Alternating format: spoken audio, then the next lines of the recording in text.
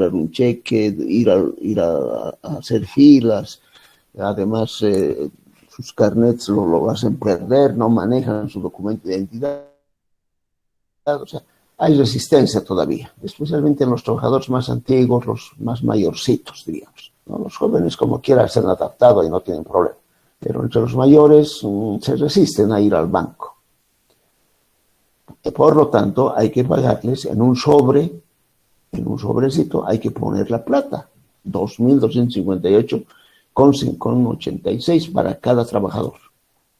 Del total que necesitamos para los 18 trabajadores, de 40.659. ¿Vale? Entonces, necesitamos tener, y este es un cuadro solución de corte de moneda, porque para pagar 2.258 a cada trabajador, necesito, 10 billetes de a 200, ¿no? Eso me va a dar 2.000. Y si no son 10 billetes de 200, tienen que ser 20 billetes de a 100 o 40 billetes de 50. Pero necesito una cantidad de corte de moneda, de billetes de cierto corte de moneda para pagar esto. 258, bueno, aquí necesito 200 bolivianos, puede ser en billetes de 200, de 100, un billete de 50.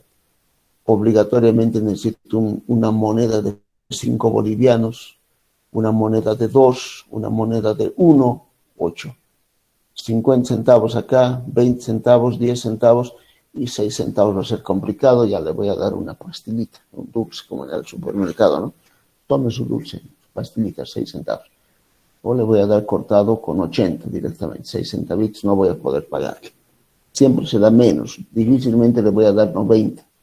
No le voy a dar con 90 centavos, le voy a dar con 80 centavos, porque no hay 6 centavos. Eso se resuelve con la transferencia bancaria. Si pongo en su cuenta de banco, ahí sí se puede manejar 6 centavos. Ahí no hay problema, no se pierde nada. Pero estamos hablando del caso en el que hay que pagar en efectivo. Hay que poner en un sobre la plata de cada trabajador con su nombre y apellido. Entonces se construye este cuadrito de corte de moneda para tener listo el monto para pagar a cada trabajador. Porque si no, estoy en problemas, ¿no? Si no tengo los cortes de moneda adecuados, voy a decir, te debo 10 centavos, dame 20 centavos, te doy 30.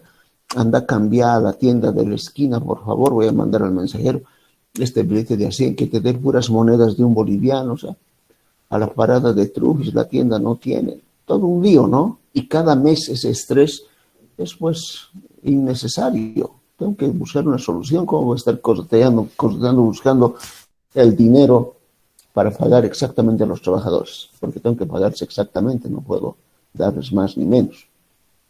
Menos puedo dar 6 centavos, pero más no. Entonces hago mi cuadrito y armo algo como esto. Aquí está los billetes de corte de 200 bolivianos, de 100, hecho el corte de moneda, 50, 20, ¿no? Y para cada trabajador, acá hago mi lista de trabajadores y a cada trabajador cuántos billetes de qué corte necesito darle. En este caso, como son clones, todos son igualitos. Al primero le voy a dar 10 billetes de 200, 2 billetes de a 100, uno de 50, nada de 20, nada de 10, una moneda de 5, una moneda de 2, una de 1, 50 centavos, 20 centavos, 10 centavos, con 80 centavos, ¿eh? 2.258,80. Los 6 centavos no voy a poder pagar. Esto no es posible. No tengo monedas de 6 centavos. Pues le daré un chiclecito, un mumu, no sé, alguna cosita me voy a inventar ahí, para que el trabajador no esté reclamando 6 centavos. Entonces a todos tengo que pagarles así. Y en total puedo sacar esto, ¿no? Esta última fila, a ver, fíjense. En total puedo decir, necesito 180 billetes de 200, 36 billetes de a 100, 18 billetes de 50, etcétera, que hacen la suma de los 40.658. Un boliviano con 8 centavos, aquí ya tengo de diferencia como que a favor, ¿no ve? Con lo que a lo mejor he comprado una bolsita de dulces y les estoy dando a cambio de los 6 centavos. Pues no les estoy dando nada finalmente. Pero el trabajador es consciente que no puedo pagarle 6 centavos. Este sería mi cuadro final, o sea, mi fila total de datos que necesito. ¿Para qué? O sea, ¿qué hago con esto? Con esta fila, en una cartita o en un documento, en una tablita, puedo hacer de manera muy rápida, llevo al banco. El cheque para el banco es de 40.658,40. Voy a cobrar este monto para pagar salarios. Entonces llevo mi cheque o mando a alguien con el cheque que cobre y que saque este dinero en efectivo y que traiga en estos cortes 180 billetes de 200, 36 de 100. Y el que va a cobrar, el que va a llevar el cheque, tiene que presentar al cajero del banco, al que le atiende, porque le van a llamar de la caja, le van a decir, sí señor, ¿en qué puedo servirle? Quiero cobrar este cheque, muy bien, pásame su cheque, pero le tiene que decir, ¿no? Necesito en estos cortes de moneda. Aquí está mi cuadrito, por favor, ayúdeme. Pidiéndole un favor, pero en realidad no es un favor, eso es obligación del banco. El banco está obligado a atender al cliente en el requerimiento que el cliente solicita.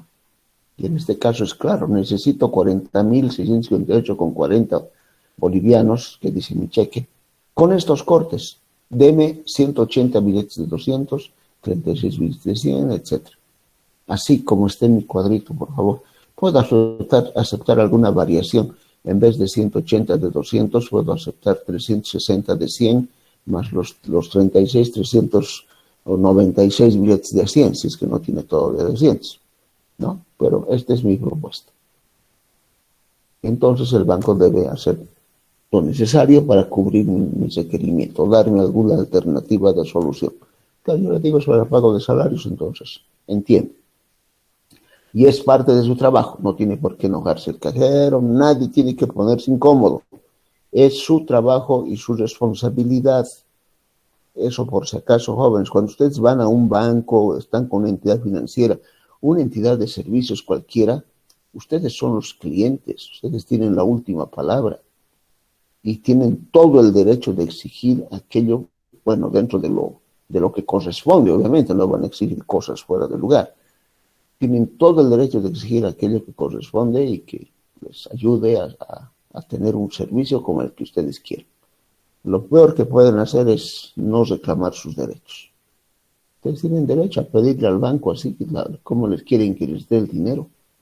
Tienen todo el derecho. Y si el banco no accede o se niegue y dice, no señor, yo le voy a dar como a mí me da la gana, el cajero, como en otras palabras, no les va a decir exactamente así, pero les va a decir, no se puede, yo le voy a dar como viene nomás, no tengo por qué estar dividiendo la plata en moneditas, en cosas que me está pidiendo.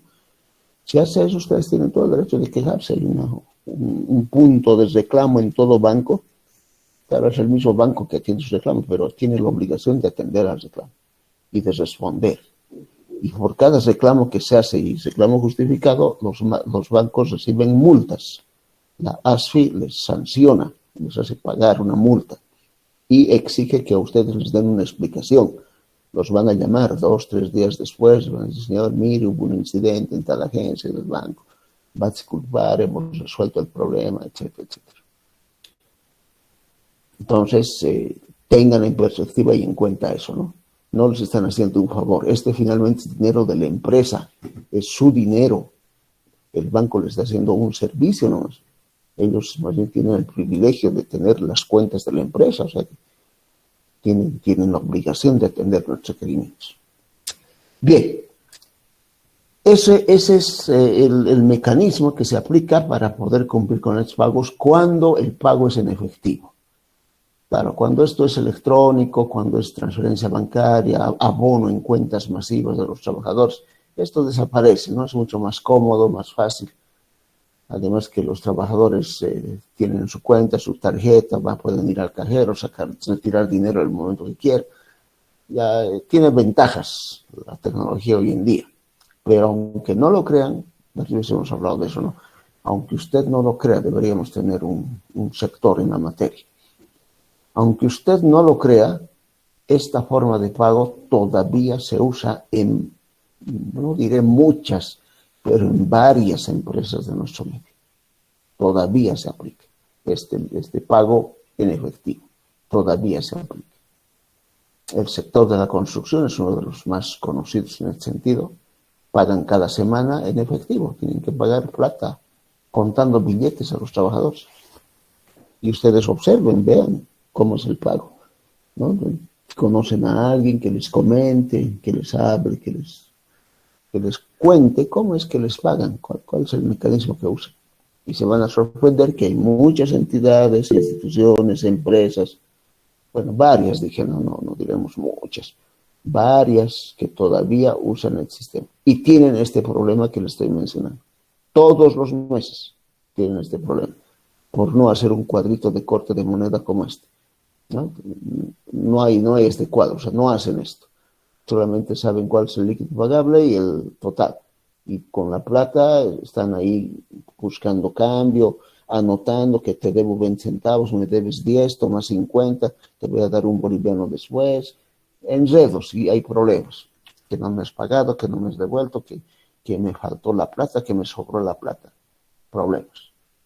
Pero la solución está en un cuadrito como este y tener el corte de moneda adecuado.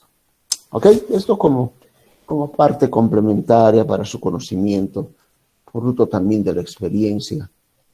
Una de las primeras cosas que a mí me tocó hacer cuando estaba empezando mi ejercicio profesional era este cuadrito.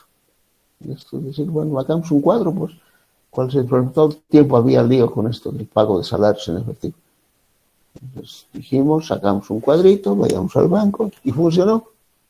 No al 100%, pero funciona. Ayuda bastante tener este cuadrito y que el banco nos dé el corte que necesitamos. Entonces, es resultado también de la experiencia, ¿no? Porque les comento y les muestro esto. Hay programas de computador, inclusive que algunos han hecho dentro de las empresas para el corte de moneda. Hacen correr un programita y les sale el corte de toda la planilla, no solamente de los trabajadores directos, de todos sale el corte. Cuando no hay abonos electrónicos. Con un abono electrónico ya esto desaparece y el problema se resuelve mucho mejor, ¿no? Bien, hasta aquí entonces es el estudio de costos de mano de obra directa. Entonces ahí termina este capítulo y damos inicio al siguiente, el penúltimo, capítulo 5. A ver, capítulo 5. Están viendo el capítulo 5, ¿no? Determinación y control de costos de producción. Costos indirectos. ¿Está bien?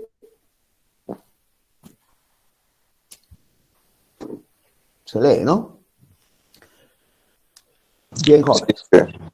Gracias por confirmar. Bien, entonces, capítulo 5. Ya hemos concluido el capítulo 4 de mano de obra directa. Vámonos al capítulo 5. Costos indirectos. Bueno, de hecho, aquí hay unas imágenes para tener una idea, ¿no? Vigilancia, material de limpieza. Ya nos da una idea de a qué se refieren estos costos indirectos. Depreciación de maquinaria, supervisores de producción, jefe de planta, servicios, ¿no? Agua, gas, energía eléctrica, comunicaciones, ¿no? Todos los servicios, mantenimiento de maquinaria y equipo. Siempre dijimos, esto hemos hablado varias veces, servicios, material de limpieza, vigilancia de la planta de producción, ¿no? De la parte productiva. Porque aparte se paga en gastos administrativos, se paga servicios de la parte administrativa, gas, agua, energía eléctrica, comunicaciones. Es diferente. Esto es de la planta de producción. No confundir ni mezclar, dijimos, ¿no? De la planta de producción, siempre hablando del costo de producción. Estamos en el área de producción. Ahí es donde se aplican los costos indirectos, en producción. No en administración ni en comercialización, en producción. Las veces repetido eso, ¿no? Y voy a seguir repitiendo. A ver, conceptos. Hemos entendido lo que son los procedimientos y herramientas para determinar costos de materiales y mano de obra directa. Creo que hasta ahí estamos bien, ¿no? Ahí, por si acaso, para el segundo examen parcial, no descuiden el primer examen parcial. Este es un dato importante. Es un spoiler, le dicen, ¿no? Cuando te cuentan la película antes de que la veas. a ver, un spoiler. Los exámenes en esta modalidad virtual vienen relacionados, no son diferentes. O sea, no significa que, bueno, ya dimos el primer parcial, no me fue bien, ya ni modo, ¿qué me importa? Me voy a preparar para el segundo y ahí sí me va a ir muy bien. No es así, no es tan así. Cuidado que, por eso spoilers, ¿no? Atención. Cuidado que el segundo parcial, y atención con ese cuidado medio capcioso que les estoy diciendo, cuidado que el segundo parcial incluya datos del primer parcial. Y ustedes creen que el primer parcial ya terminó, ya listo, pasó, no. Quiere decir que revisen su primer parcial, si saben que no les ha ido bien, vuelvan a hacerlo, prepárenlo, porque es muy probable, altamente probable, que en el segundo parcial, que vamos a dar entre jueves y viernes, aparezcan datos que deberían haber sido calculados en el primer parcial y que los tengan que usar directamente. Y si no los tienen, van a estar en problemas porque no les va a alcanzar el tiempo para hacer el primer parcial y trabajar sobre el segundo, ¿no? Así que, atención. Ahí termina el spoiler, ya les he pasado un dato clave. Y que a lo mejor también saben, ¿no? Los exámenes en esta modalidad vienen relacionados, no son obligatoriamente separados, no es que el segundo parcial no tiene nada que ver con el primero. Y acá está, determinar, ya sabemos, saldear costos de materiales y mano de obra directa. Hasta aquí, ¿no ve? O sea, hay relación entre materiales y mano de obra directa. Hay una relación. Y hay relación con los costos indirectos que estamos empezando a ver. Ok. Incluyendo su aplicación a cada unidad producida durante un periodo, artículo terminado. Es decir, los costos unitarios. También ya sabemos calcular, ya tenemos todos los elementos, las herramientas, los medios para esto. Ahora, planteamos claramente el objetivo principal de poder determinar el costo de producción del periodo. Para eso, hace falta un tercer elemento. ¿Cuál es este tercer elemento? El costo indirecto de fabricación. También se le conoce como gastos indirectos de fabricación, los GIF. Este es el tercer elemento. Con este tercero se complementa, se culmina la estructuración del costo de producción. Con tener un control, tener habilidad para poder determinar costos hasta esta parte es un gran avance, una ventaja importante para todo ingeniero. Ser capaz de determinar costos y no solamente hablando de ingenieros industriales, sino de todo tipo de ingenieros. Estamos vinculados a los costos de un modo u otro, queramos o no. Entonces, hasta aquí es importante, ¿no? Para el costo de producción. Saber manejar estos elementos, determinar estos costos. En consecuencia, los costos indirectos son costos complementarios, son también llamados costos de conversión, costos de transformación, tienen diferentes nombres según la bibliografía que uno revise. Por definición, de acuerdo a la teoría, los costos de indirectos son aquellos que debe cubrir una fábrica para la manufactura de un producto, aparte de los materiales y la mano de obra directa. Es como preguntarse entonces, algo así, ¿no? ¿Qué falta para que yo pueda tener el costo de producción? Ya tengo el costo de materiales, ya tengo el costo de la mano de obra directa. ¿Pero qué me falta? Falta aquello que la fábrica debe cubrir para poder fabricar un artículo terminado, porque el artículo terminado no solamente es materiales y la intervención de la mano de obra directa, ¿no? Sino que son todos aquellos desembolsos adicionalmente a la mano de obra directa y materiales y aplicaciones de costos necesarios para llevar a cabo la producción de un determinado artículo. La teoría dice eso. Por su naturaleza no son aplicables directamente al costo de un producto, sino de manera global a todos los artículos terminados. Entonces el costo indirecto tiene ciertas particularidades. Es heterogéneo, se distribuye entre los artículos terminados, etc. Por ejemplo, materiales indirectos necesarios para la producción. ¿Qué es necesario para la producción? Podemos empezar hablando de la mano de obra indirecta, aunque no es un material, pero es un componente importante del costo indirecto. ¿Ves? La mano de obra indirecta, personal indirecto. Ya sabemos esto de quién se está hablando. En el estudio de mano de obra, al empezar en la parte teórica, hemos mencionado la mano de obra indirecta, incluso con dibujos, unos cuadros, unas imágenes, etc. Están los pagos de alquileres de la planta de producción, impuestos que se pagan por la planta de producción y todo lo vinculado a la planta de producción, seguros, luz o electricidad, mantenimiento, entre otros, ¿no? Entonces vean que hay varios componentes de los costos indirectos. Se consideran como costo de conversión o costo de transformación, ya lo dijimos, y constituye el tercer elemento del costo de producción. El primero es material, el segundo es mano de obra directa. En términos generales, a ver, los costos indirectos están integrados por, ¿quiénes son la mano de obra indirecta? Aquí está ya reforzando un poco lo que ya habíamos hablado antes. La mano de obra indirecta o labor indirecta, jefes de producción, los técnicos químicos o los profesionales químicos, personal auxiliar, operadores de montacargas, personal de reparación y mantenimiento, personal de limpieza, guardias de seguridad de la planta de producción, personal del almacén de materiales, encargado de almacenes, ¿no? Capataces, inspectores, estibadores son los cargadores, etcétera. Tal vez falta aquí control de calidad, ¿no? Todo el personal técnico, profesional y no necesariamente técnico profesional que trabaja en el área de producción. Porque para ser vigilante no necesito tener título universitario de ingeniero, ¿no? Para ser guardia de seguridad. Creo que el único requisito es haber ido al cuartel y nada más, ser bachiller, creo. No conozco mucho los requisitos para ser guardia de seguridad.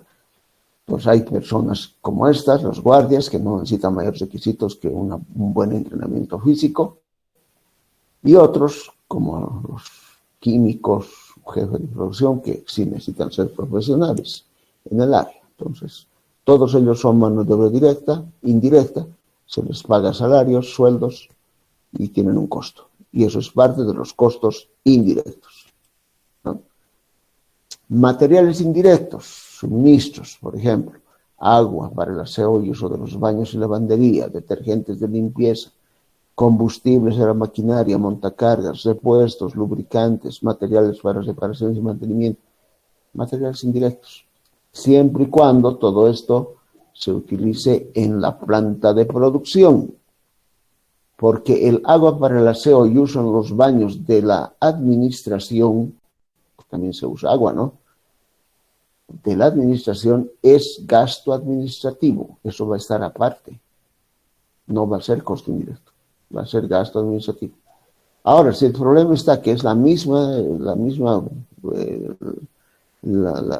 suministro de agua que se usa en ambos lados, entonces ahí no puedo distinguir cuál es de administración y cuál de producción, entonces hago una distribución razonable, proporcional, una parte que cargue administración como gasto administrativo y otra producción como costo indirecto. Entonces se pueden hacer esos cálculos, esas estimaciones que sirven para ordenar las cuentas, ¿no? Y eso lo pueden hacer en la parte contable de la empresa. Lo ideal es que cada área de la empresa tenga bien definida tenga bien definidos estos suministros, a quién corresponde. Accesorios, sujetadores, bolsas de envases, cintas adhesivas para fijación de productos, empaques y otros materiales indirectos. Entonces la figura se va haciendo mucho más clara de qué es qué en los costos indirectos. Otros costos indirectos, servicios de agua, gas, vapor para el proceso de producción. Noten la diferencia con este servicio de agua para el aseo y uso en los baños, lavandería, ¿no? Y lavandería, noten eso. O sea, hay un suministro de agua para este tipo de actividad, y hay otro que es propio del proceso de producción.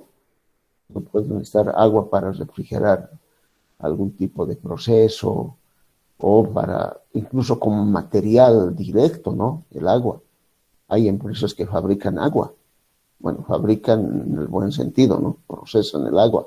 Nos venden agua embotellada. Pero ¿cuál es el material directo? Agua. O cuando compran ustedes una botellita de agua para tomar, de 3, 5 bolivianos, ¿cuál es el material directo? No así que es la botella. Es el agua que está ahí adentro, ¿no es cierto? Entonces, el agua, que puede ser parte de que se puede usar en el servicio de producción, en el proceso de producción, el gas que se usa en el proceso de producción, vapor, son también costos indirectos. La energía eléctrica de la planta de producción es costo indirecto. Alquileres del edificio y ambientes de la fábrica. Depreciación del edificio y ambientes de la fábrica y del equipo de fábrica. Noten que todo es de la fábrica, del ambiente de producción, ¿no ve? Todo es de producción. Mantenimiento del edificio, perdón, mantenimiento del edificio y del equipo de fábrica. Impuestos a la propiedad sobre el edificio de fábrica y los ambientes de los que hace uso. Costos indirectos. Todo vinculado a la planta de producción, al área donde se produce. Reparaciones al equipo y maquinaria de fábrica. Mantenimiento de la maquinaria y equipos de fábrica.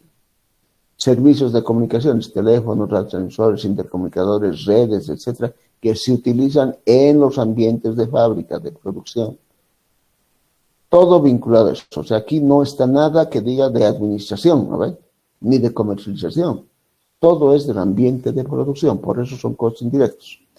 Seguros de los ambientes, maquinaria, etcétera, de fábrica. Y no podía faltar el tiempo ocioso. ¿Se acuerdan del tiempo ocioso, no? Determinado en coste de mano de obra directa. Aquí aparece el tiempo ocioso. Hemos calculado en mano de obra directa. Ahí estaba su cálculo monetario, su cantidad de horas, pero es parte del costo indirecto. Por eso también les dije que no podemos repetir el tiempo ocioso en el costo global de mano de obra directa y en los costos indirectos, que lo recomendable es restar de la mano de obra directa cuando se trata de determinar el costo global de producción, ¿no ven? Queremos calcular el costo de producción, hay que restar tiempo ocioso, les dije. En los costos unitarios no hay problema.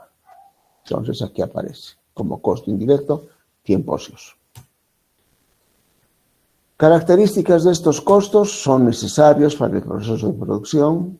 A ver, piensen en un proceso de producción que no requiera energía eléctrica. Imposible, ¿no?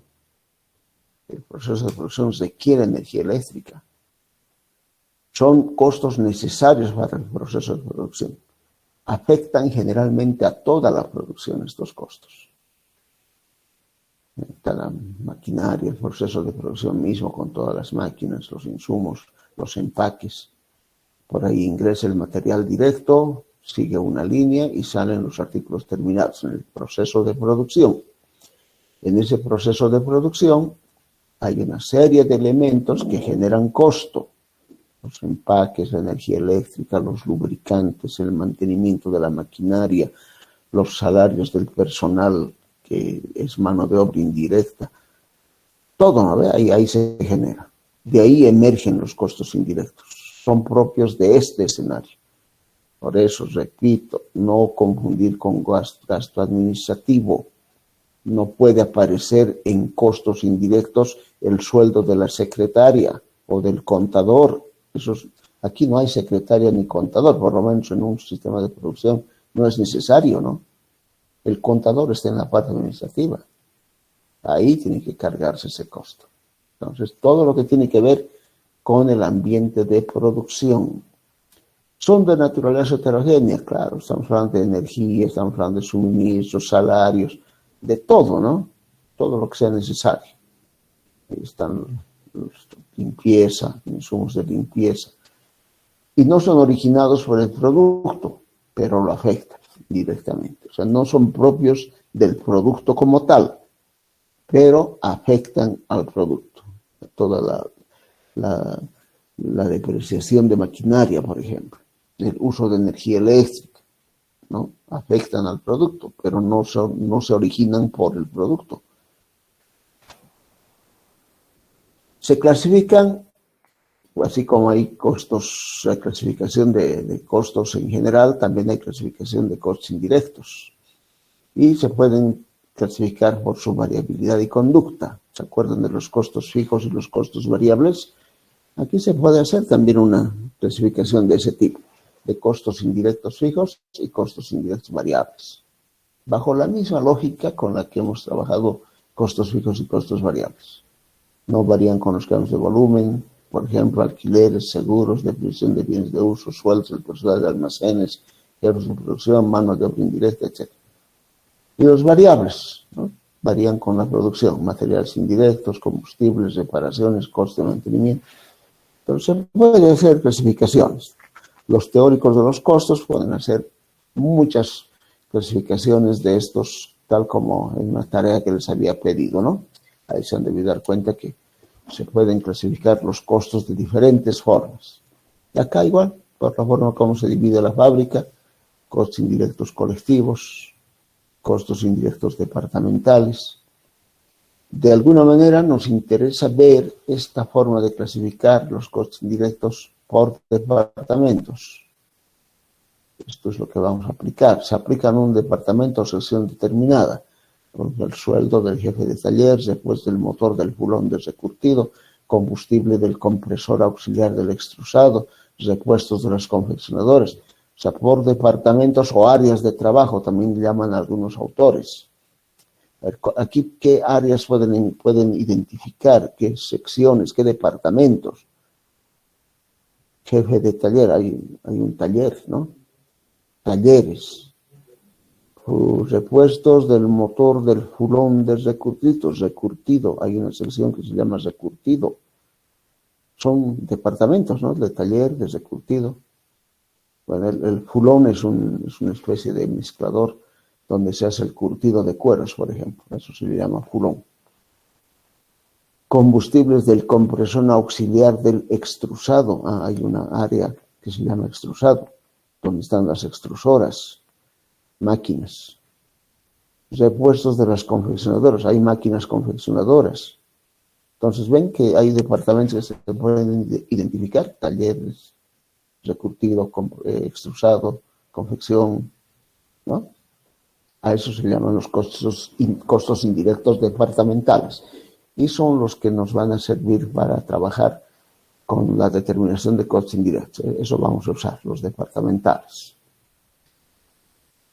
También se clasifican por la forma como se evalúan, reales, históricos, costos que efectivamente se han aplicado en lo que se han incurrido, los costos reales o históricos. Estos son los que tienen mayor relevancia al momento de hacer análisis de costos.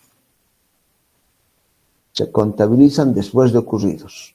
Materiales indirectos consumidos, sueldos y salarios indirectos, tiempos ociosos, etc., al terminar el periodo. Están los costos predeterminados, estimados o estándar, ¿no? Cuotas predeterminadas que se obtienen en función del presupuesto de costos indirectos de producción, pudiendo tomarse como base unitaria para la obtención de los costos indirectos estimados. O sea, se puede hacer estimaciones en base a datos históricos, proyecciones, presupuestos, pero siempre tienen un margen de error respecto de lo que es real, ¿no? Una estimación nunca es igual a la realidad. Va a tener desviaciones.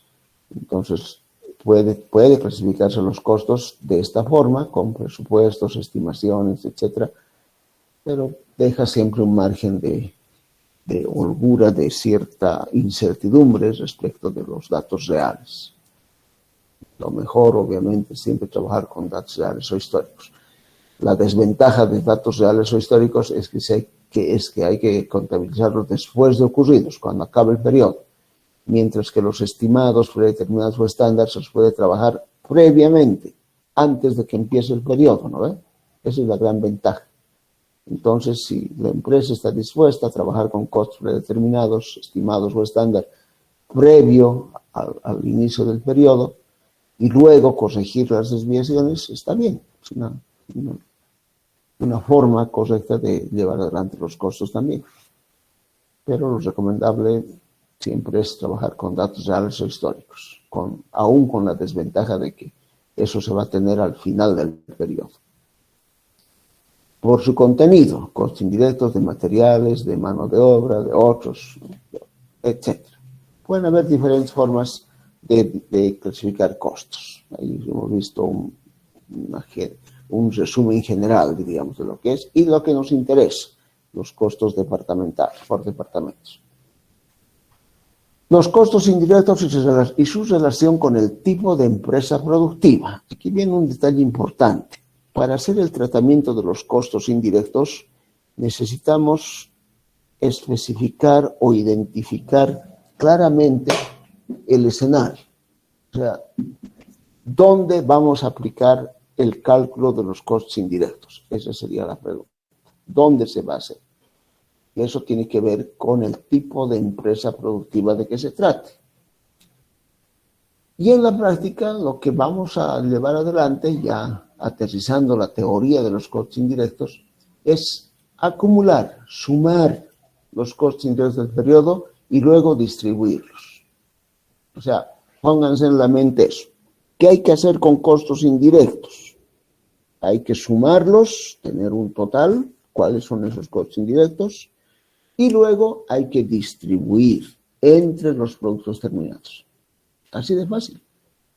Si mi suma es 10.000 de costos indirectos, entre energía eléctrica, salarios indirectos, todo lo que corresponda, ¿no? Si es 10.000, voy a distribuir esos 10.000 que he sumado, esa acumulación, entre los productos terminados. ¿Cuántos productos terminados tenemos este mes? 500, o sea, 10.000 entre 500. Ese es mi costo indirecto unitario. Siempre y cuando los 500 artículos terminados sean el mismo, ¿no? El problema se complica cuando el producto terminado es diferente, hay diferentes productos terminados. Pero para empezar, como punto de partida, así de fácil, hay que sumar los costos indirectos y luego distribuirlos entre los artículos terminados. Objetivo, entonces, establecer el valor monetario de los costos indirectos de un periodo y luego el costo indirecto unitario por cada artículo terminado. Lo mismo que ya hemos hecho antes, ¿no? Esto mismo hemos planteado en el estudio de materiales y lo mismo lo hemos repetido en el estudio de mano de obra directa. ¿Cuál es el costo indirecto global del periodo? ¿Cuál es el costo indirecto unitario? Eso estamos viendo. ¿Y ahora cómo calculamos eso? Sumando los costos indirectos y luego distribuyéndolos adecuadamente entre los productos terminados. Esa es la respuesta. Pero el alcance de este objetivo, como dijimos al principio, depende del tipo de empresa con la cual se está tratando. O sea, para lograr este objetivo, tenemos que ubicarnos en el escenario adecuado. Tipo de empresa. ¿Qué empresa es? Ahora, cuando decimos tipo de empresa, tampoco estamos hablando si es de empresa del sector de bebidas, de plásticos, de repostería, de panadería, de pastas. No, los tipos de empresa de acuerdo a clasificación que se hace con criterios de inversión, cantidad de trabajadores, etc. Y es esto, ¿no? Microempresas, que se conocen las microempresas. Una microempresa, que puede ser una empresa de tipo familiar, funciona en la casa, pancito casero, se vende cada día, ¿no? Trabaja la familia, microempresa, no tiene mayor sofisticación en su tratamiento, relativamente poco capital, trabajan 3, 4 personas, suficiente, y eso, quizás menos. Están las pequeñas empresas, un poquito más sofisticadas, ya tienen cierto nivel de maquinaria, equipo, también aquí está involucrada la familia, el jefe de familia hace de contador, que administra los fondos, hace también de guía del proceso de producción, de supervisor de planta, diríamos. Entonces, las pequeñas empresas que hay muchas. Medianas empresas, ya un poco más grandes, ¿no? Más personal, maquinaria más sofisticada, mayor capital. Ya, medianas empresas que ya tienen cierto peso en la economía regional, local. A estas, entre las pequeñas y medianas, se les llama pymes.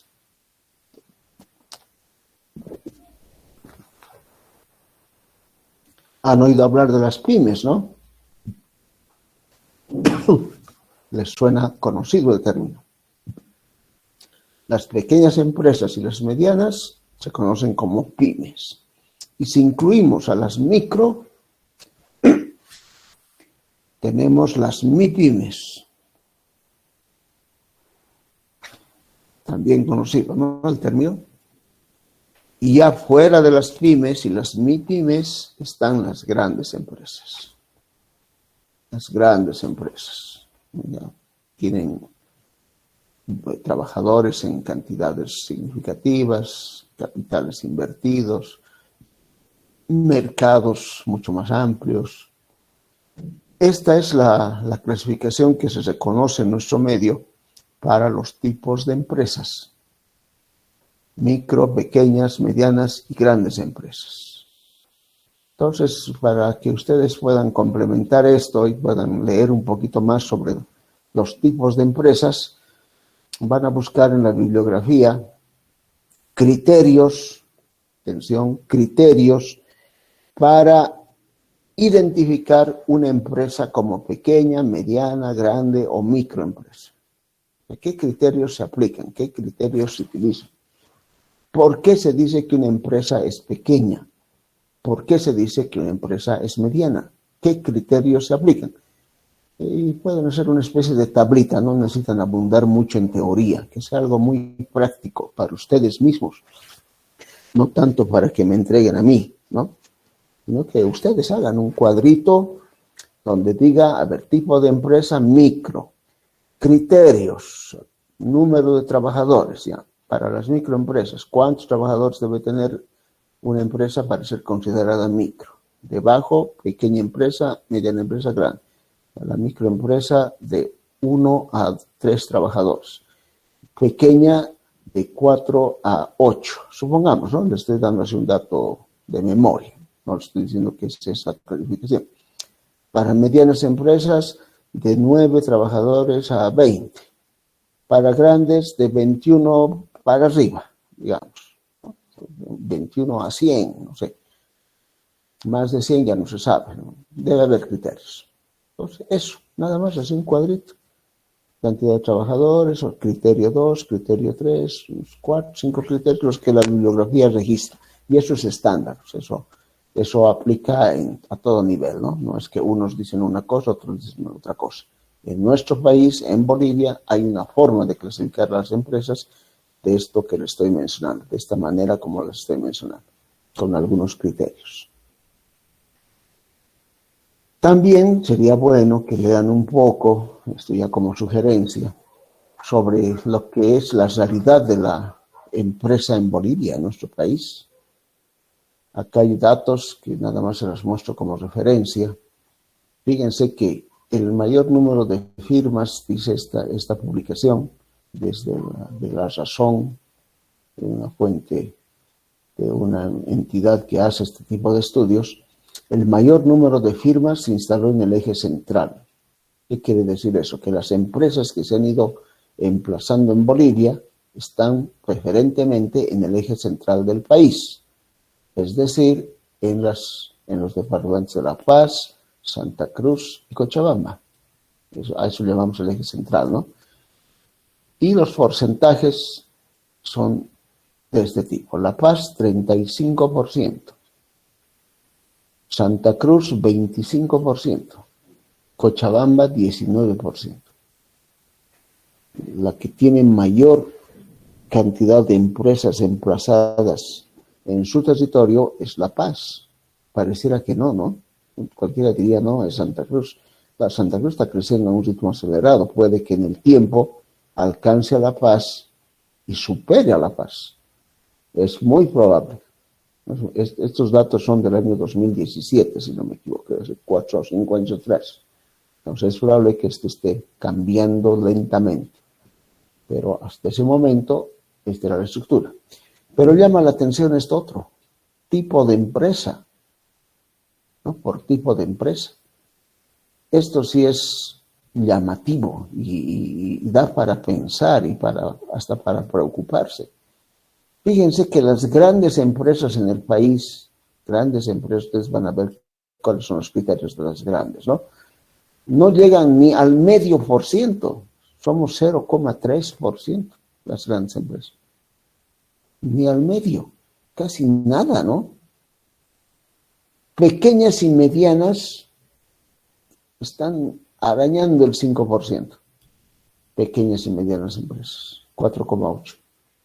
¿Y dónde está entonces el grueso de las empresas? Increíblemente está aquí, las microempresas.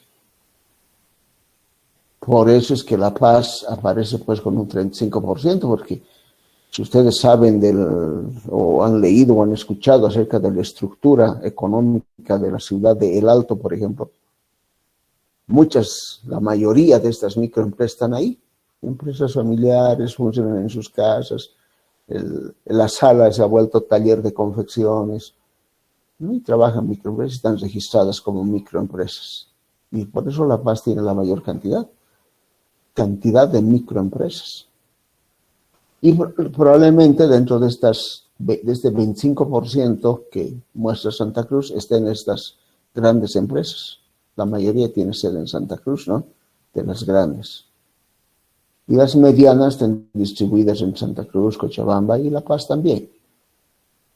Estamos hablando de empresas con cierto nivel de presencia en el país.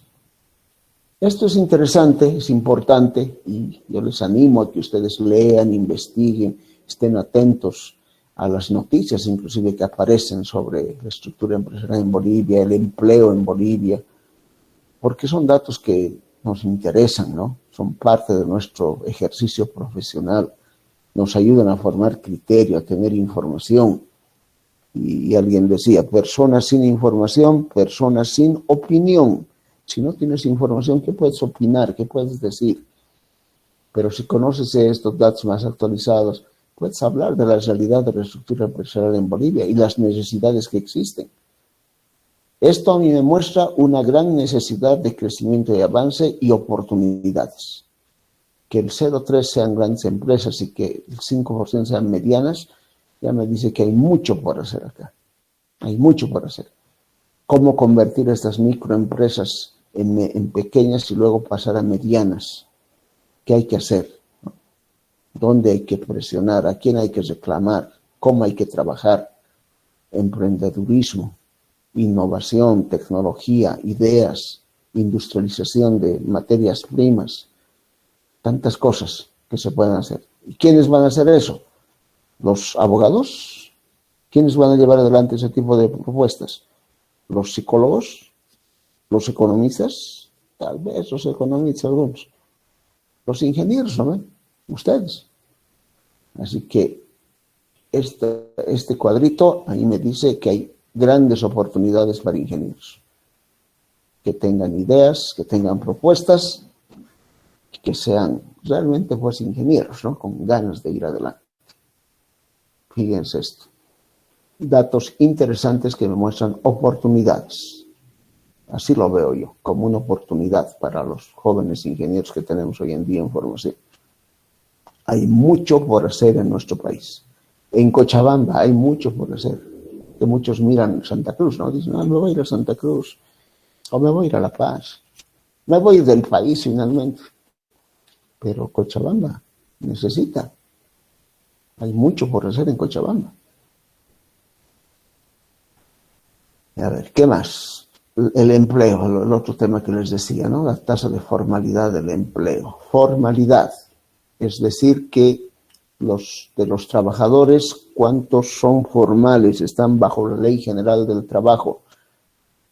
Perciben un sueldo, reciben su aguinaldo, tienen cobertura del seguro social. Eso es formalidad, ¿no? La formalidad del empleo. Porque en nuestro país, lamentablemente, por cuestiones políticas esencialmente, se maneja el tema del empleo no desde la perspectiva de la formalidad. ¿No? Empleo, dice, a ver, te preguntan, ¿en qué trabaja usted? Yo vendo dulces en la esquina de mi casa porque no tengo trabajo. Allá, trabajo informal, tiene trabajo, listo. No hay desempleo en el país. La gente se busca el trabajo y está ahí, trabajando de lo que sea. Pero hablemos de la formalidad del empleo. Esto es lo que nos interesa. Que nuestros trabajadores, que cualquier empleado tenga cobertura de seguro social, tenga sus aguinaldos, tenga todos los beneficios y derechos que le otorga la Ley General del Trabajo, tal como hemos estudiado en el capítulo anterior, ¿no? Pero la formalidad del empleo es pues precaria en nuestro país y nadie quiere hablar de eso, bueno, no quieren hablarlo abiertamente porque obviamente no es pues un buen indicador político. El empleo formal ha decrecido en el país en lugar de crecer, se ha achicado. Fíjense el año 2013, aquí hay datos de 2009 y 2013. Bolivia, 30%, casi se ha mantenido del 2009 al 2013, 30%. ¿Qué quiere decir esto? Que de cada 10 trabajadores, a ver, imagínense, de cada 10 trabajadores, 10 dependientes, no, ni siquiera 10 dependientes, de cada 10 personas, me rectifico, lo vamos a hacer más clarito, de cada 10 personas en condiciones de trabajar, a eso se le llama la población económicamente activa. La población económicamente activa identifica a las personas que están en condiciones de ejercer un trabajo. Nuestro país, mayores de 18 años, generalmente, aunque un decreto medio raro del año 2000, justamente de 8 años, decía que se permitía el trabajo infantil, aún en contra de disposiciones de las Naciones Unidas, de la UNICEF, donde no se puede aceptar el trabajo infantil, pero nuestro país acepta el trabajo infantil, reconoce el trabajo infantil. La población económicamente activa es aquella que está en condiciones de ejercer un trabajo. Y en nuestro país alcanza casi a la mitad de la población. De los 10 o 11 millones, tenemos como 5 millones de población económicamente activa. ¿Ok? Entonces estamos claros. Y si no, busquen ahí en su Google qué es la población económicamente activa. De esa población económicamente activa, gente, personas, hombres y mujeres en condiciones de ejercer un trabajo. De cada 10 de esas personas, de cada 10 que existen en el país, solo 3, 30%, solo 3 tienen condiciones formales. Entonces, tienen un contrato de trabajo, reciben aguinaldo, beneficios sociales, todos aportes patronales, tienen cobertura de seguro social. 3 de cada 10. Eso entre el año 2009 y 2013. Fíjense el más alto de toditos, Brasil. Brasil creció del 59% al 60 y casi 62, ¿no? Casi 62 en su empleo formal. Quiere decir que de cada 10 personas de su población económicamente activa, entre 5 y 6 tienen formalidad de empleo. Bárbaro, ¿no? Y eso no es lo ideal debería ser mucho más. Tendríamos que ver datos de Europa, de países más desarrollados, donde vamos a ver que esto es mucho más alto todavía, ¿no? Es más pronunciada la curva que estamos viendo acá. Pero en nuestro país no. Y lo más triste es que este 30% que aparece aquí el año 2013 al 2019-20 ha ido en caída. Ni siquiera ha crecido, ha decrecido. Con la pandemia encima, 2020 que ha generado desempleo brutalmente, no solo en nuestro país, obviamente, en muchos países, tal vez Brasil ha tenido también una caída ahí. Se dice, no se manejan estos datos, ¿no? Hay que buscarlos, hay que investigarlos, porque no se publican así nomás las tasas de formalidad en nuestro país. Se mantiene como secreto de Estado, creo. Entonces se encuentra que esta tasa ha bajado al 1,8. O sea que de cada 10 trabajadores, de cada 10 personas de población económicamente activa, entre 1 y 2 tienen empleo formal. Así de terrible. 1 a 2. O sea, se ha convertido la formalidad del empleo en un lujo, en un privilegio en nuestro país. Cuando el gobierno decreta incremento salarial, beneficia a ese 1 o 2 de cada 10. Cuando el gobierno dice doble aguinaldo, beneficia a ese 1 o 2 de cada 10. Y dentro de esos 1 o 2 de cada 10 está pues todo el aparato estatal, ¿no? Todas las empresas del Estado que viven subvencionadas por los impuestos de aquellos que producen, porque el Estado no produce, en general. O sea, la situación es seria, ¿no? Es para analizar. Y yo les animo, jóvenes, ustedes van a ser profesionales, deben formar un criterio al respecto, tienen que adoptar postura inclusive, a ver cuál es su posición. Ustedes como ingenieros, ¿qué les espera? ¿Tendrán formalidad en el empleo? ¿Estarán en condiciones de crear empresas que den empleo formal a los trabajadores? Hacer empresa en nuestro país no es fácil, pero hacer empresa para los héroes que lo logran es dar empleo formal, porque estás obligado a pagar aguinaldos, a pagar incrementos salariales cada año, todo. Heroísmo total, quijotismo, dicen algunos, pero ya creen en el país, está bien, eso no se debe perder. No importa que te digan Quijote o soñador, no puedes perder eso, eres ingeniero, ¿no? Pero la realidad es así de cruda. Y esto del 1,8 es terrible. La pandemia ha golpeado, sí, mucha gente ha perdido su empleo, ha perdido. Ustedes deben conocer, tal vez han vivido de cerca casos como los que les estoy mencionando, ¿no? Han visto. El amigo, el primo, el cuñado, el tío, perdió su trabajo. Se retiró o lo retiraron porque la empresa empezó a tener problemas. Las empresas de servicios, especialmente restaurantes, empresas de turismo, han empezado a despedir gente porque la pandemia los ha golpeado duramente. Entonces, estos datos hay que revisarlos. Yo estoy muy interesado en ver, a ver qué dice la estadística del año 2021. Todavía no se ha publicado del 2021. Está en proceso. Normalmente estos datos se publican en el mes de mayo, ¿no? Por el Día del Trabajo.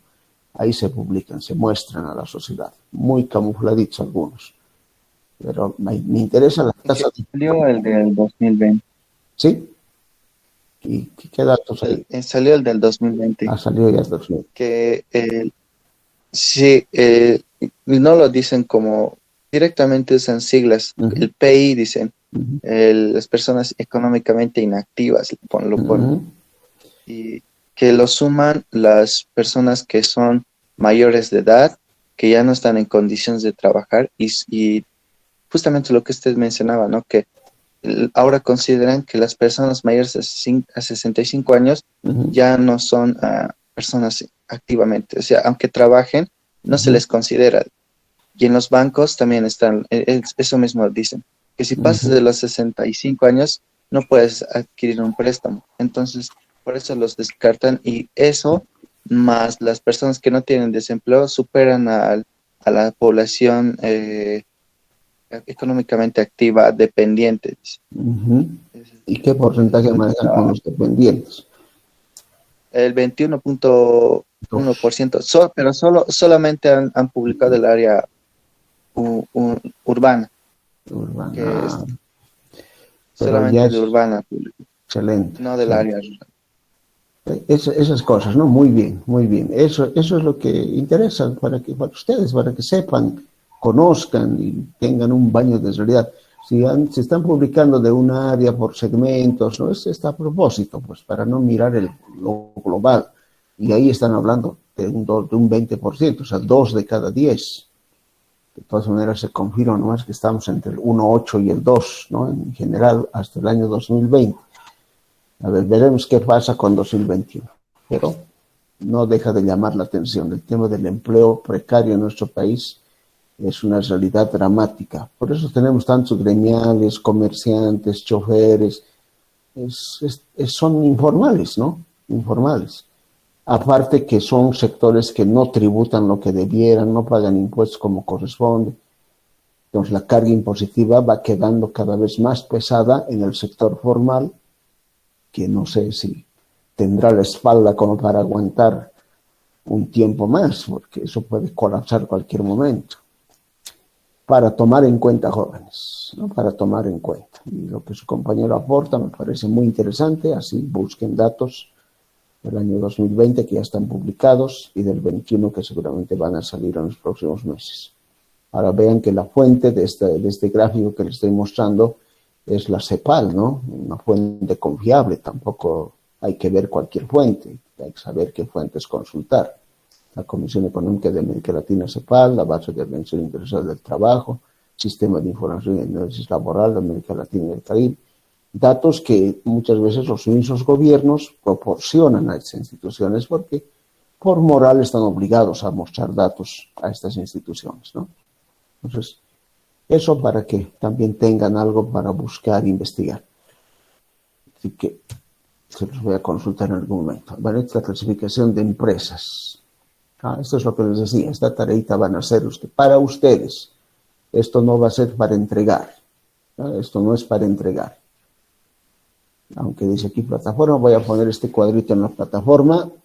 Dice investigar acerca de los criterios que se utilizan en nuestro país para clasificar las empresas en micro, pequeñas, medianas y grandes. Y elaboran un cuadrito, se hacen un cuadro para ustedes, háganse un cuadro, jóvenes. Yo sé por qué les digo, tengan esto a la mano, sí, para tener criterio, para poder hablar con propiedad, para referirse a las empresas como corresponde. Criterio 1, para cuándo es microempresa, pequeña, mediana, grande. Digamos aquí les dije el número de trabajadores, ¿no ve? Criterio 2, cuándo es micro, pequeña, unos 3, 4 criterios que son los que muestra la teoría también, etc. Y busquen esto. Este es un dato importante que yo lo he encontrado casi por casualidad.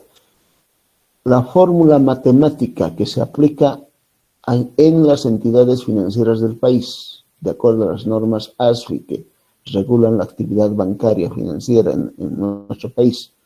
Hay una fórmula, una ecuación matemática. Los ingenieros nos gustan las ecuaciones, ¿no?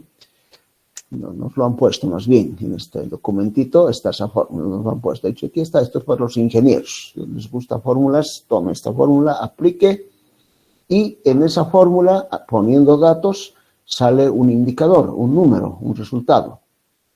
Y de acuerdo a ese resultado, los bancos identifican si la empresa es micro, pequeña, mediana o grande.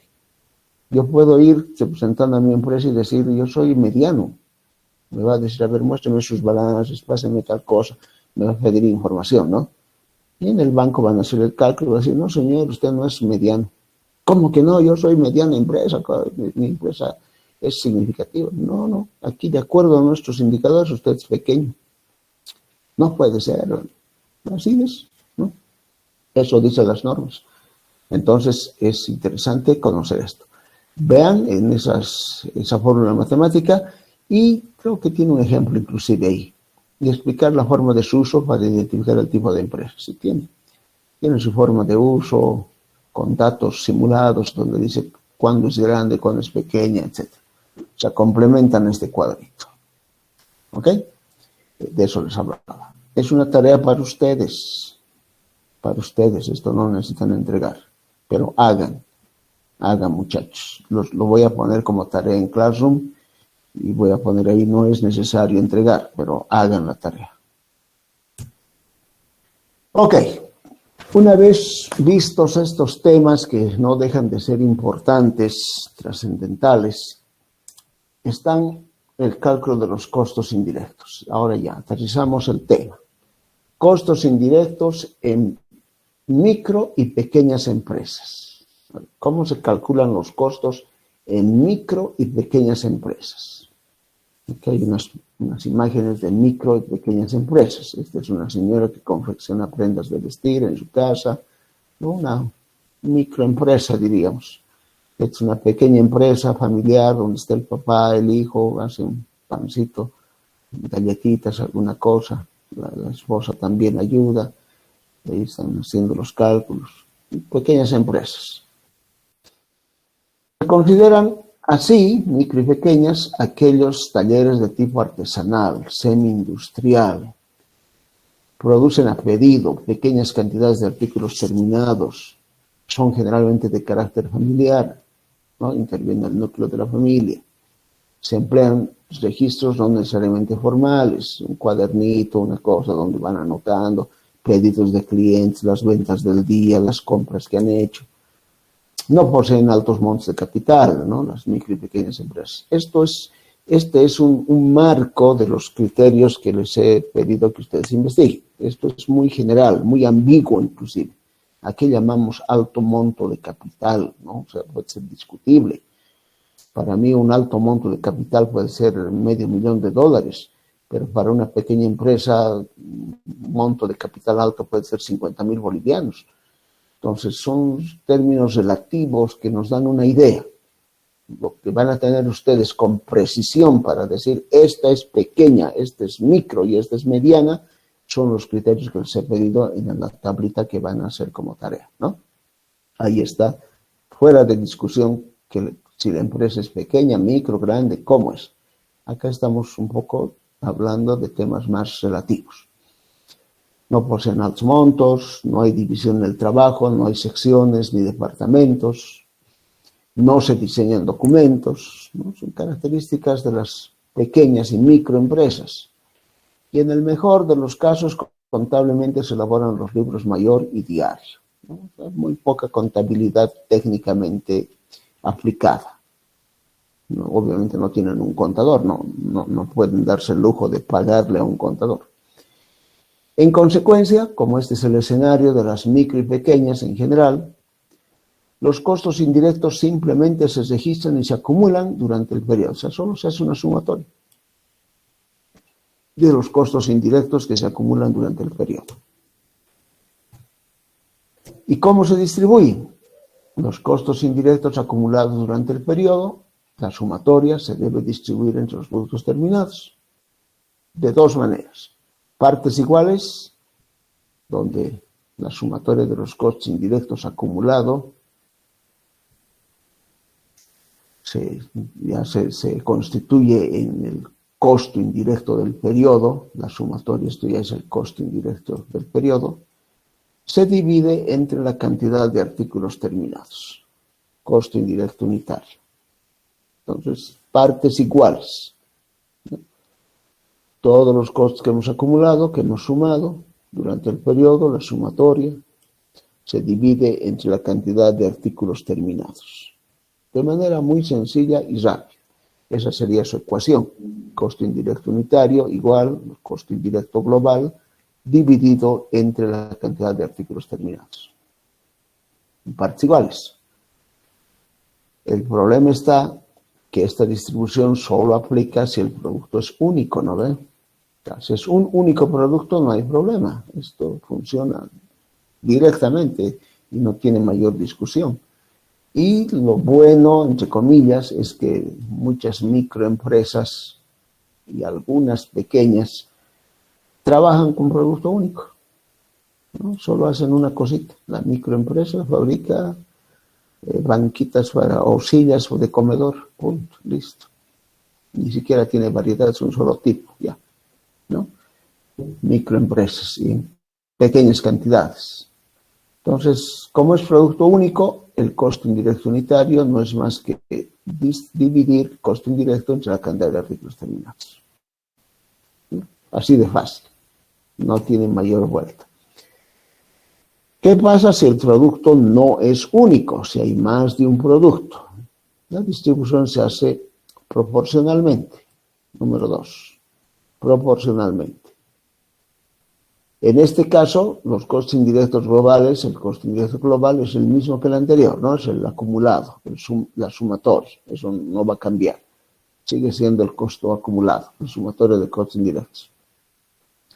Lo que va a cambiar es el costo indirecto unitario, porque vamos a necesitar una base de distribución para estos costos indirectos unitarios en función de la variedad de artículos terminados que se tienen. Y esa base de distribución puede tener dos ámbitos de aplicación: la base tiempo y la base valor. La base de distribución, para que no se sofistique demasiado lo que le estoy diciendo, la base de distribución no es más que un referente proporcional de distribución. A ver, por ejemplo, vamos a distribuir el día que haya clases presenciales o cuando nos encontremos, si es que nos encontramos, ya supongamos, ¿no? Vamos a imaginar. Vamos a distribuir 10.000 bolivianos entre todos los estudiantes que estén presentes. Distribuir, ¿no ve? Tengo acumulados 10.000 bolivianos, he sumado platita y quiero distribuir entre los estudiantes.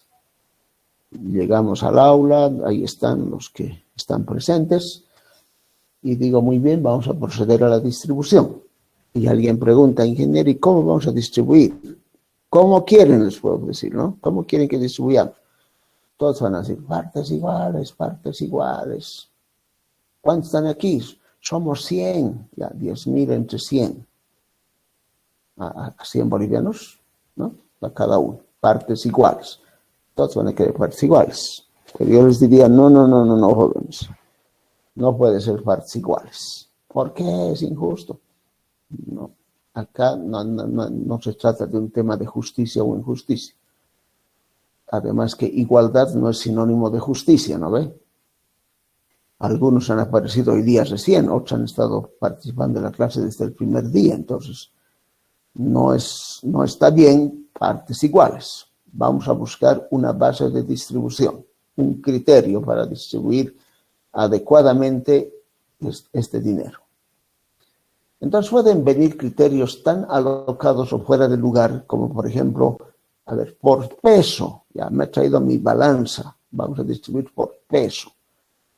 Los que pesan más reciben más, los que pesan menos reciben menos. Es una base, ¿no ve? Un criterio de distribución. Entonces reclamarán algunos, no es correcto, tampoco es justo. Ya, inversamente proporcional. El que pesa menos recibe más, el que pesa más recibe menos. También se puede manejar eso. No, peso no, bueno, ya no peso. Por estatura, ya, por estatura. Los más altos reciben más, los más bajos reciben menos. No está bien que sea al revés. Los más bajos reciben más, los más altos reciben menos. Inversamente proporcional. Entonces, peso, estatura, nota de la materia, hora de llegada. Puedo poner diferentes criterios, ¿no? Todo eso es una base de distribución. A eso se refiere la base de distribución. ¿En base a qué vamos a distribuir? ¿Con qué criterio? Ahora me entienden, ¿no ven? A eso se refiere. Eso para que no se enreden con esto de la base de distribución. Es para eso. De eso estamos hablando. ¿Qué vamos a aplicar para hacer la distribución? En este caso dice, cuando es pequeña y microempresa, se usa base tiempo y base valor. Ahora, ¿qué es base tiempo? En base tiempo utilizamos las horas hombre o las horas máquina para hacer la distribución, si es que la micro y pequeña empresa registra estas horas, ¿no? Si es que tiene registradas. Y en base valor vamos a usar el costo primo. Atención con este término, costo primo, costo primario. Es la suma del costo directo de materiales más el costo directo de mano de obra. Cuando sumamos solo estos dos costos, que también se llama costo directo a ambos, aparece el llamado costo primo o costo primario. Y esto sí tiene la empresa micro y pequeña. Muy difícil que no tenga su costo primo. Sabe cuánto le cuesta materiales y su mano de obra directa. Entonces, en este tipo de empresas, cuando hay más de un producto, si el producto no es único, se usan estas bases de distribución. Base tiempo, base valor. Y si es producto único, fácil. La sumatoria entre cantidades determinadas y se acaba la historia. Ahí objetivo cumplido, no hay nada más que estudiar. Fin del capítulo, diríamos, ¿no? Capítulo terminado. Pero el producto único no es, pues, lo que corresponde normalmente. Además estamos hablando de micro y pequeñas empresas. En medianas y grandes la cosa cambia un poco. Veamos, por ejemplo, vamos a ver un ejemplito de distribución proporcional de costos indirectos, del caso de micro y pequeñas empresas. ¿Cómo sería un caso típico, un caso genérico de distribución de costos indirectos proporcional? Las partes iguales no hay problema, ¿no? No necesitamos hacer un ejemplo de costos por partes iguales. Es sumar costos y distribuir la cantidad, nada más. La proporcional es la que nos interesa ver con calma. A ver, los costos indirectos corresponden al mes de junio de cualquier año. Es un taller de confecciones de prendas de vestir de alta calidad a medida. ¿En qué costos incurre? Energía eléctrica, 5.200 bolivianos con factura. Estos son sus costos indirectos, ¿no? Costos indirectos. Materiales indirectos, 20.320 bolivianos. Depreciaciones, 11.800. Reparaciones y mantenimiento, 720,80. Compra y uso de repuestos, 13.000 bolivianos, precio con factura. Datos adicionales, bueno, vamos a ver los adicionales. Supongamos que estos son los costos indirectos del periodo.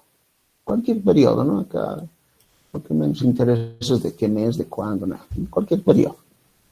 Y noten que hay algunos datos que incluyen factura. Es decir, que cuando hemos pagado estos costos, nos han entregado una factura. He pagado la energía eléctrica y me han dado una factura por 5.200 bolivianos, ¿no ve? He comprado repuestos, he usado parte de esos repuestos y el costo de la compra y uso ha sido de 13.000 bolivianos con factura. Y los otros no tienen factura, materiales indirectos, depreciaciones, no hay. Entonces, hay costos indirectos que tienen factura. Y cuando tienen factura, yo puedo recuperar lo que se llama el crédito fiscal.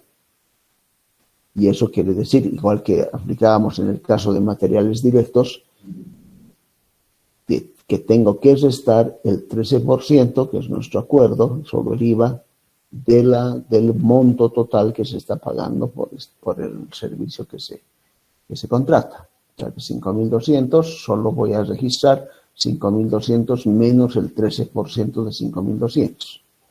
Eso quiere decir. Entonces, siempre que vean con factura, deben restar el 13% a ese monto. A ver, datos adicionales. Ahora sí, estos son los costos indirectos del periodo. No todos estos. Habría que sumarlos, ¿no? Tal vez alguien ya está sumando.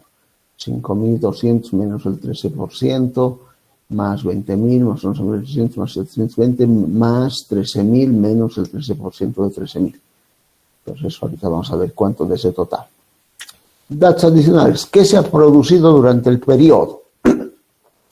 Se han producido trajes de 2 piezas, vestidos de dama y camisas de seda. Entonces, esta pequeña empresa produce eso.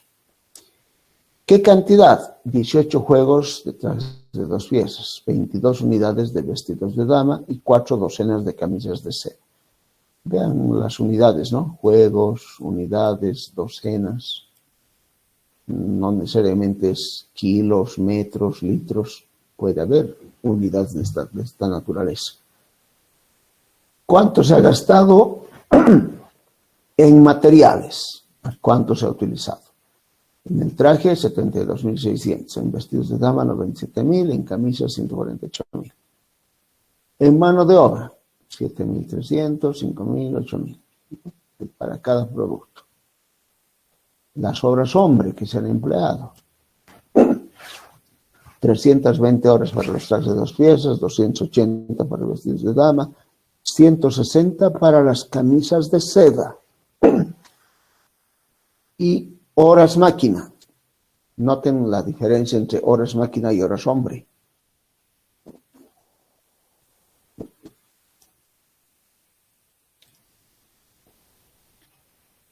Horas hombre ya sabemos qué es, ¿no? Son las horas que cumple el trabajador en su jornada de 8 horas por día durante todo el periodo. Y sumando de todos los trabajadores me da este total de horas hombre. Acá me da un total de horas hombre. por la cantidad de operarios probablemente que tiene esta empresa. Las horas máquina son las horas que se utilizan las máquinas. Pueden ser menores a las horas hombre, pueden ser iguales a las horas hombre o pueden ser mayores a las horas hombre. En algún momento hemos hablado de eso, ¿no? Cuando las horas máquinas son menores, quiere decir que el trabajador está haciendo una labor manual y por momentos utiliza una máquina. Por eso las horas son menores. De las 320 horas para confeccionar trajes de 2 piezas, que es trabajo manual, 56 se utiliza máquina. Eso quiere decir, 56 horas son de máquina.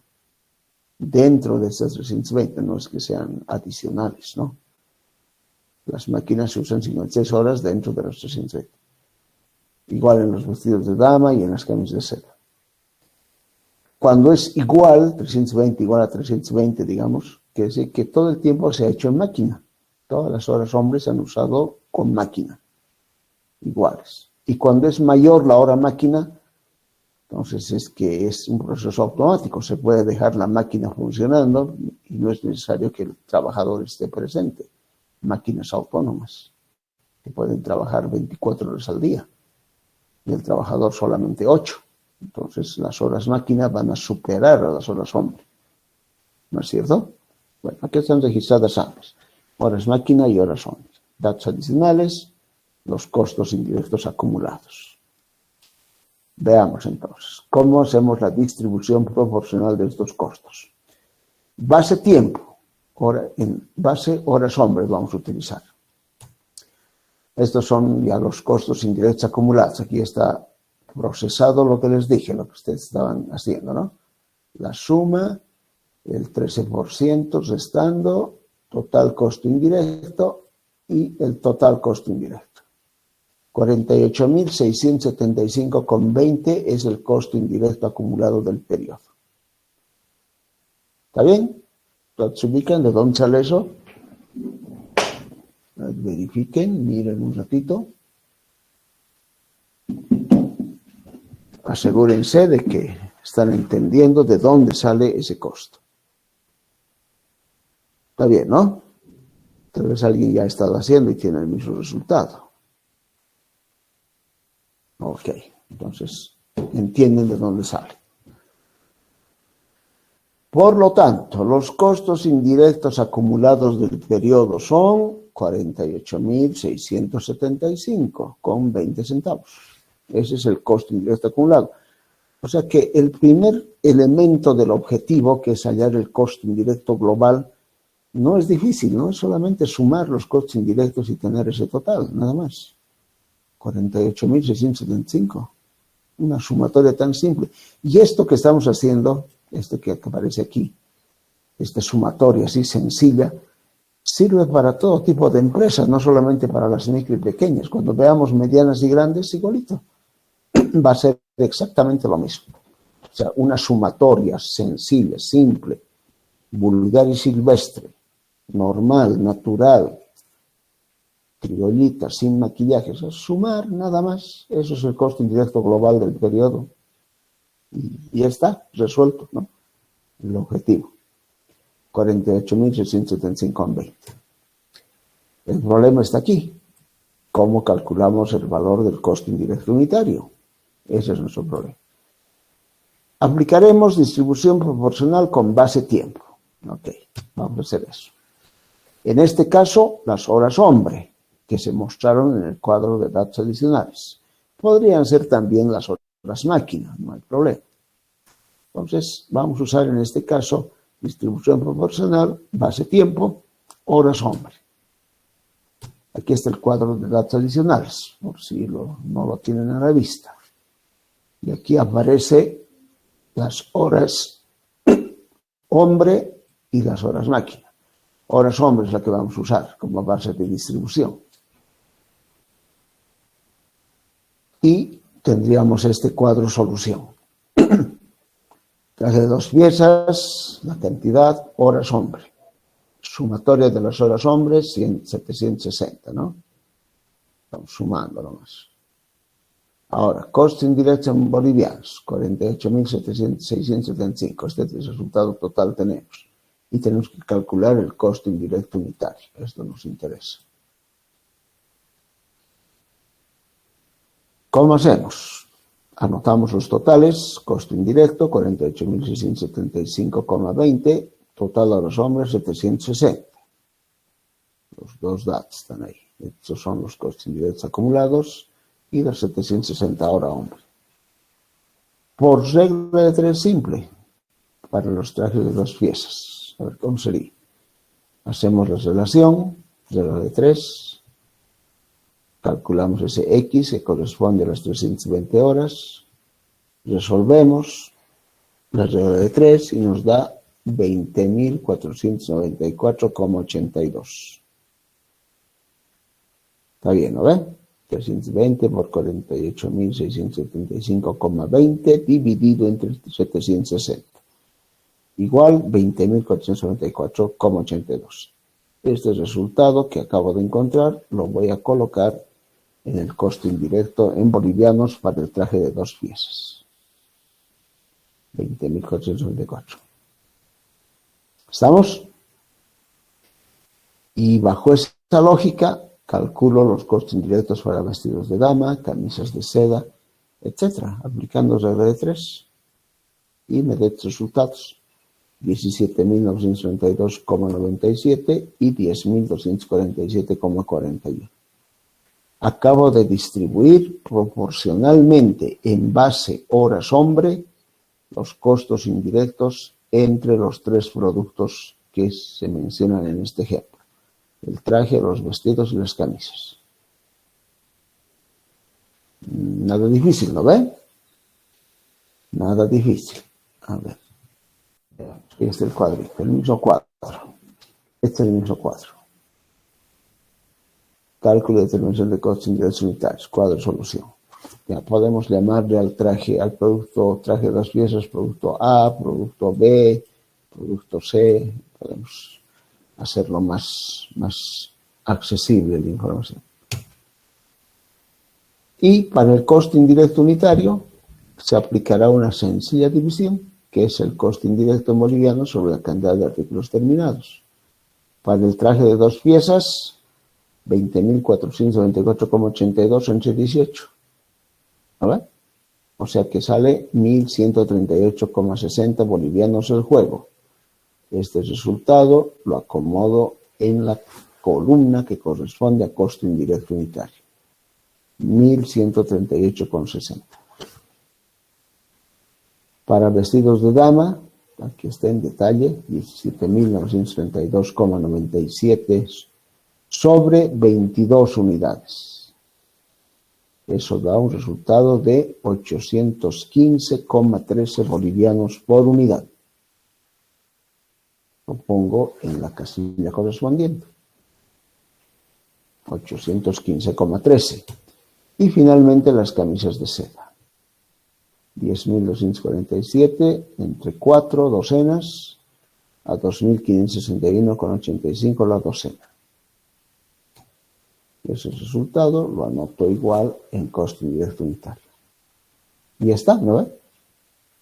He encontrado los costos indirectos unitarios con base tiempo, horas hombre. Y estos son los resultados que tengo de costos indirectos unitarios, por juego, por unidad y por docena, de los 3 productos que se fabrican en esta pequeña empresa. ¿Está bien? No es difícil. ¿Cómo sería lo mismo, pero con base valor, con costo primo? Lo mismo, el mismo ejemplo. Están los costos indirectos acumulados,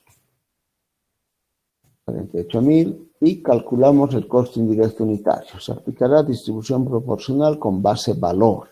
Veremos. Caso 2, ¿no?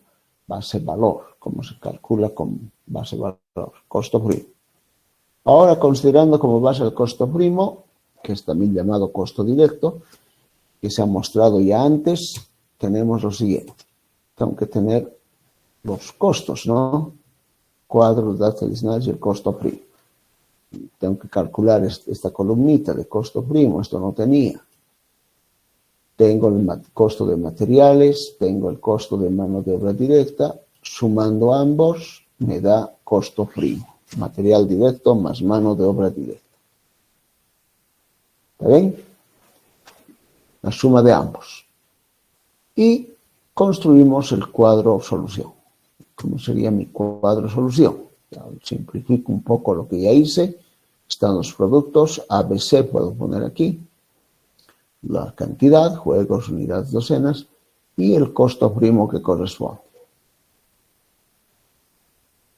¿Ok? Costo indirecto, 48.675. Eso no cambia. El acumulado, el sumatorio. Y esto ya se imaginarán cómo se calcula, ¿no? Regla de 3. Esos son los 48.000. Por regla de 3 simple, para los trajes de 2 piezas. La misma hermenéutica que hemos aplicado antes. 339.302,10, 79.900. Resolviendo X, 11.462,31. Este resultado lo pongo en la columna de costos indirectos y queda anotado así. 11.462,31. Lo mismo que hemos hecho antes, solo que ahora estamos usando una base diferente, nada más. Si observan, no debería haber complicaciones para adaptar lo que ya vimos en el caso de distribución con base tiempo. No debería haber complicaciones para hacer distribución con base valor, que es el costo primo. Ya resolviendo el resto salen esos resultados. 14.704, 22.508. ¿Y qué nos falta? Costo indirecto unitario, ¿no ve? Ahí está el cuadrito ya completo y con costo indirecto unitario pendiente. Costo indirecto unitario pendiente. Aquí esto es lo que tenemos que hallar, ese costo indirecto unitario. Todo lo demás ya sabemos cómo se calcula. Regla de 3. ¿Sí? La división, sencilla división, el costo indirecto en boliviano sobre la cantidad de artículos terminados. Aquí está en detalle, traje de 2 piezas, 11.472,31, cromo 18, 636,8. Lo ponemos en la casilla correspondiente, en la columna que corresponde. Para los vestidos de dama, hacemos lo mismo. El resultado lo anotamos en la casilla que corresponde. Y para las camisas de seda. Está, ¿no ve? 636,80, 668,38 y 5.627,12. Son los costos indirectos unitarios de cada uno de los productos. La solución, la respuesta. El costo indirecto global no cambia, ¿no? 48.000 se mantiene. Los indirectos ahora hemos calculado. ¿Está bien? ¿Estamos bien? Estamos bien. Comparando los resultados. A ver, aplicando las dos bases diferentes. Este es el cuadro solución cuando hemos aplicado base tiempo. Esto deben tenerlo, y si no, pues ténganlo, ¿no? Ya les dije que es bueno que ustedes acompañen el avance, que no solamente miren, porque si no se van a perder, se van a dormir, se van a aburrir. Y como mi voz no está en las mejores condiciones, no me queda más remedio que hablar monótonamente, suavito, y hasta a veces medio enredado, porque no puedo pronunciar bien algunas palabras. Así que vayan anotando, vayan siguiendo lo que estamos haciendo. Siempre les repito eso. Bien, aquí está el primer cuadro, con base tiempo, con sus costos indirectos. El segundo, base valor, costo primo. A ver, ¿qué es igual aquí? Producto es igual, obviamente, ABC. Cantidad de artículos terminados, igual. 18, 22, 4, ¿no? Juegos, unidades, docentes. Aquí, bueno, ahora esta era nuestra base. Acá costo primo, esta es nuestra base, diferente. Bases diferentes. El costo indirecto en bolivianos con la base horas hombre nos daba estos resultados, 20.000, 17.000, 10.000. En el caso del costo primo nos salía 11.000, 14.000, 22.000. El total es el mismo. Claro, no puede ser diferente, el total tiene que ser el mismo, ¿no? Igual. Pero aquí hay diferencia. Y costo indirecto unitario, 1.138, 115, no, diferente, ¿no? Claro, diferente. Completamente diferente. Los costos indirectos unitarios usando una base respecto de la otra. Así deben estar algunos de ustedes ahorita, ¿no? Pensando, ¿y eso por qué? ¿Qué ha pasado? Y hay bastante diferencia. Fíjense, de 1.138 a 636. En la última, en las camisas de seda, de 2.561 a 5.627. Uy, casi duplica. Prácticamente duplica el costo indirecto unitario. Entonces, ¿estará bien? ¿No habremos hecho algo mal? ¿Será correcto? ¿Cómo es? La respuesta está correcto. La diferencia se da porque estamos usando bases diferentes. ¿Se acuerdan la distribución de 10.000 bolivianos por peso y por estatura? No va a dar lo mismo, ¿no? Yo puedo pesar 90 kilos y medir 3 metros. O al revés, puedo pesar 90 kilos y medir 1,5 metros.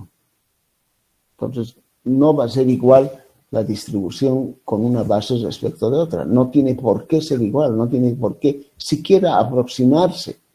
Va a salir lo que tenga que salir en función de la base que apliquemos. Ahora, eso está bien, tiene ventajas, tiene desventajas. ¿Cuál es el problema, no? Es si utilizamos, por ejemplo, en los costos indirectos calculados con base tiempo, horas hombre, para hallar el costo indirecto, el costo de producción, y acá está base valor, los dos costos indirectos diferentes. Si calculamos el costo de producción con base tiempo, hay un cuadrito donde está material, mano de obra, indirectos, costo de producción. Fíjense que el costo indirecto en base tiempo va a dar esas cifras y nos va a permitir hallar estos costos de producción. ¿No ven? Porque material y mano de obra va a ser lo mismo, ahí no va a haber problema. Costo indirecto está cambiando dramáticamente. Entonces nos da ese costo de producción. Aplicando base valor, la otra base, estos costos indirectos, me da esos costos de producción. Aunque pareciera que se aproximan, aún hay diferencia, ¿no? En las camisas de seda, fíjense, 15.800 contra 12.800, que es el costo de producción.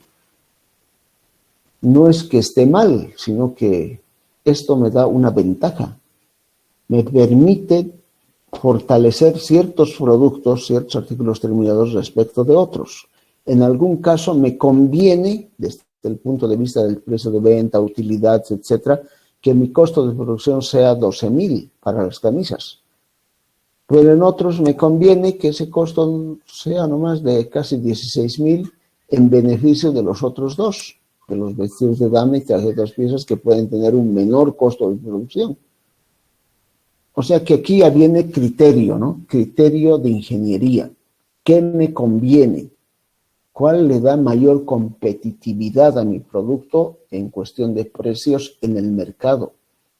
Si estoy teniendo problemas en el mercado con los trajes de 2 piezas, entonces me conviene usar esta base de distribución de costos indirectos para tener un costo de producción menor de 5.075 respecto de los 5.600 casi que me cuesta con base tiempo. A ver, entonces es mi decisión, yo tengo que ser capaz como ingeniero de analizar esto y decir, a ver, ¿qué me conviene? ¿Base tiempo o base valor? ¿Qué producto necesita cierto soporte apoyo para salir adelante porque genera muy pocas utilidades o está con problemas de costos. Entonces ahí decido cuál usar. Y eso no significa que una vez que decida usar base tiempo, por ejemplo, ya no pueda cambiar nunca más. Puedo cambiar el momento que quiera, ¿no? Puedo usar este mes base tiempo, al otro mes puedo usar base valor. Hacer según mi conveniencia. ¿Sí? Entonces, ahí está. Las buenas ideas de los buenos ingenieros. Dicen, ajá, esto me da una ventaja. Eso es lo bueno, ¿no? Que la mirada debe ser siempre positiva, de ver ventajas, oportunidades en las cosas que parece que nos complican la vida. Acá puede generar confusión esto, ¿no? Pero digo, esta es una oportunidad, es una ventaja que tengo. Puedo manejar cualquiera de estos costos para hacer competitivo mi producto en el mercado. ¿A ver? Mirada positiva, mirada adecuada, mirada de ingeniero. Así es la mirada del ingeniero. Siempre ve oportunidades donde hay problemas. Hay problemas, hay dificultades, esa es una oportunidad. Y aquí está la mirada. ¿Ok? Muy bien, jovencitos. Me he extendido en la clase porque tengo la fisioterapia, les dije, no, mi fisioterapia a las más tarde, a las 10, así que tengo que prepararme para eso, por eso no hicimos recreo ni nada, hemos tenido que ir corrido. El día de mañana vamos a ver los costos indirectos ya en las medianas y grandes empresas. Vamos a ver ya la segunda parte de los costos indirectos y ahí vamos a prácticamente ir terminando el capítulo. Hasta aquí entonces está todo avanzado, vamos a seguirlo trabajando, no olviden las tareas, analicen nuestros resultados, repasen, no se descuiden y trabajen con Daniel. Daniel va a tomar también el tiempo para que puedan resolver ejercicios y prácticas de mano de obra directa. Y no se olviden el spoiler que les he mandado hace rato, ¿no? Tomen en cuenta ese spoiler. Bien, jóvenes, los dejo ahí entonces. Nos vemos mañana desde las 7 menos cuarto. Hagan un descansito ahora y después van a trabajar con Daniel. Una preguntita, en el caso del primer parcial, ¿no va a subir las notas o directamente se va a saber para el examen final quiénes van a ir y eso? Eso quería preguntar.